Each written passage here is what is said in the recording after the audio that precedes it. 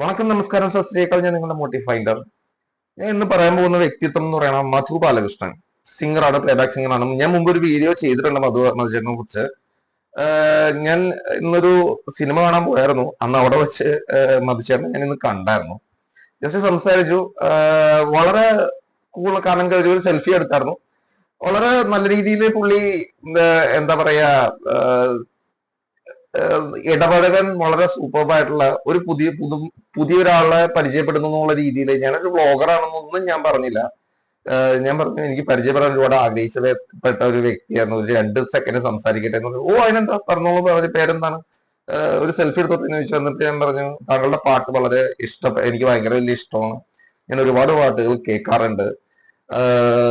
പുള്ളി പറഞ്ഞ ആ സമയത്ത് എൻ്റെ അടുത്ത് പുള്ളി ഇങ്ങോട്ടൊരു കാര്യം പറഞ്ഞാണ്. മേ ബി പുള്ളിനെ ഞാൻ ടാഗ് ചെയ്യും.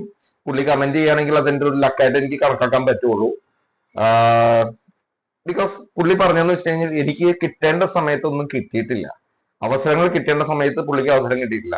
പുള്ളിയുടെ ഒരു വീഡിയോ കഴിഞ്ഞ ദിവസം കണ്ടായിരുന്നു. പുള്ളി പല വോയിസ് പറഞ്ഞു, പെണ്ണിന്റെ വോയിസിലും ആണിന്റെ വോയിസിലും ഒരേ രീതിയിൽ സുന്ദരിനിയും സുന്ദരിയാൻ എന്നുള്ള പാട്ടാണ് പാടി. വളരെ അടിപൊളിയായിട്ട് പാടിയായിരുന്നു പുള്ളി. ഞാനതും ടാഗ് ചെയ്യുന്നുണ്ട്.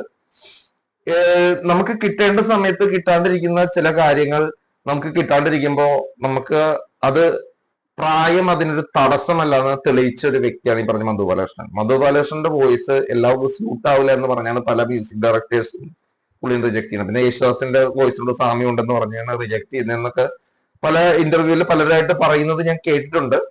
യാഥാസ്ഥികത എത്രത്തോളം ഉണ്ടെന്ന് അറിയില്ല. എങ്കിൽ പോലും പുള്ളി കൂടുതലും ഭക്തിഗാനങ്ങളാണ് പാടിയിരിക്കുന്നത്. ഈ മണ്ഡലകാലത്ത് പുള്ളിയുടെ ഒരു സീരീസ് റിലീസ് ആയിട്ടുണ്ട്. അതിൽ ഞാൻ ടാഗ് ചെയ്യുന്നുണ്ട്. പറ്റുമെങ്കിൽ എല്ലാവരും ഒന്ന് കേട്ടു നോക്കുക. എല്ലാവർക്കും നല്ല മാസം സംഭവിക്കട്ടെ. സ്വാമി ശരണമയ്യപ്പ.